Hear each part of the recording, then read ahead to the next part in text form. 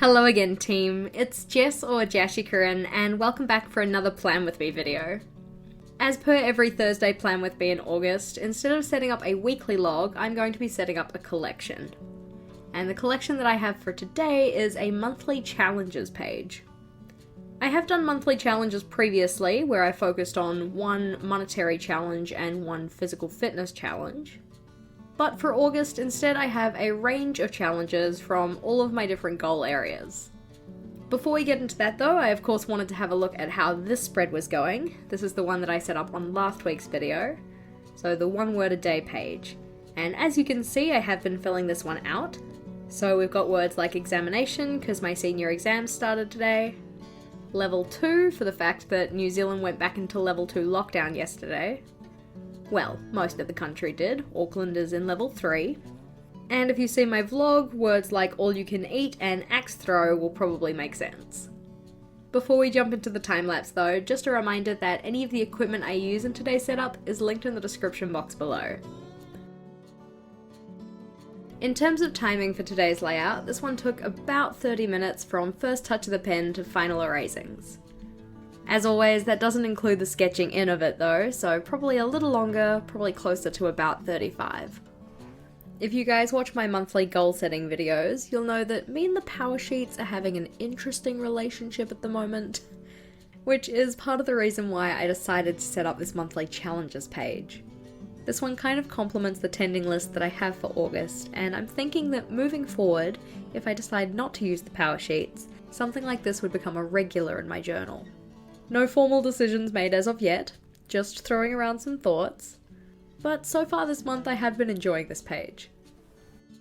In terms of the questions that were left on last week's Plan With Me though, our first one comes from Daphne, who asked, I hope this isn't too long a question, but could you talk about the pros and cons of the 3 types of paper in the Neapolitan Archer and Olive? I'm considering picking one up, but the different types seem a little intimidating. So just off the top of my head, pros for the white paper, you can actually use Tombows and coloured markers. You don't have to use gel pens. Also, because the white paper in the Archer and Olive is a decent shade of white, it means that you kind of get a true colour. And by that I mean you don't get any tinting to the colour because the paper's more yellow or something like that. I can't really think of any cons to the white paper, so talking about the craft paper, a pro for the craft paper is that you can still use a black pen on it. I found that was something that I appreciated when I used it back in July. A couple of the cons of the craft paper would have to be that if you want to use coloured markers like Tombows on it, you aren't going to get a true representation of that colour because it's laid on top of craft paper. Which meant that when I wanted to use coloured pens, I used gel pens, which do have a longer drying time. A pro that I would say for the craft paper though is it kind of elevates a spread without you having to do any extra decoration. And that's literally just because it's a little bit different and it's not white paper. Another con for the craft paper though would have to be that certain colours don't really show up very well on it, in particular browns and oranges. For the Blackout paper, one of the biggest cons for me is that I can't use any black pens on it, because that's practically like writing in invisible ink. But when you use a white or coloured gel pens on top of it, the contrast is really pretty. It certainly makes your gel pen colours pop.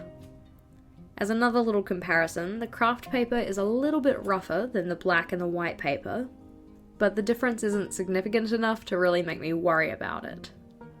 So far I've been having fun experimenting with the 2 new colours of paper though. I think that doing 2 months of craft paper and 2 months of Blackout paper is probably going to be enough for me, but I certainly don't regret buying the Neapolitan. Our next question comes from Jennifer, who asked, do you plan on using gold or silver pens on your Blackout pages? I do certainly plan on using them. I have some metallic Faber-Castell pens that I want to use, and I'll commit to using those next week. Kathleen asked, my question is, have you ever tried circular weeklies and how did you like them? I don't think I've tried a circular weekly before, but that's mostly because I don't really like boxes to write in for each day that aren't rectangles or squares or something that's like a box shape, not a slice of pie shape. Yeah. I always find that writing in shapes that aren't a regular and consistent size to be a little bit more challenging. Plus, with the circular weeklies that I've seen, there's always the space in the corners that doesn't get used, and I'm very much the kind of person who likes to use up pretty much all of the space on a spread. That's not to say that circular weeklies aren't totally gorgeous. I do like the aesthetic of them, but for me personally, I don't think they'd probably work that well. Our next question comes from Marmonial, who asked, "My question for this week is, do you speak any other languages? And if you could choose 3 languages to download into your brain, no work needed, which would you choose? Sign languages count." So I only speak English. I studied French and Japanese when I was in school, but I don't really know very much of them. If I had to pick 3 languages to download into my brain, they would probably be Spanish, Chinese, and Japanese. Our next question comes from, is it Makazumi or Mkazumi? Please let me know which it is. But their question is, this question has been in my head for a long time. Is it Vogel or Vaughn?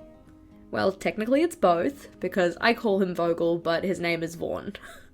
Vogel's a nickname that was given to him by his Year 9 students when he was a peer supporter in Year 13, and I decided I liked it, so I've called him Vogel for the past, 11 years? Yeah. Butterfly Nez asked, what is the sizing of the Uniball Signo that's smaller? So my regular Uniball Signo white gel pen, which is the broad size, is a 1.0 millimeter, but the smaller one that I have is 0.7 millimeters. So by all accounts, it's not a thin pen, but it is thinner than the broad one. As always, thank you to all of our inquirers from last week. If anybody had a question they want me to answer on next week's plan with me, please do leave it in the comments below.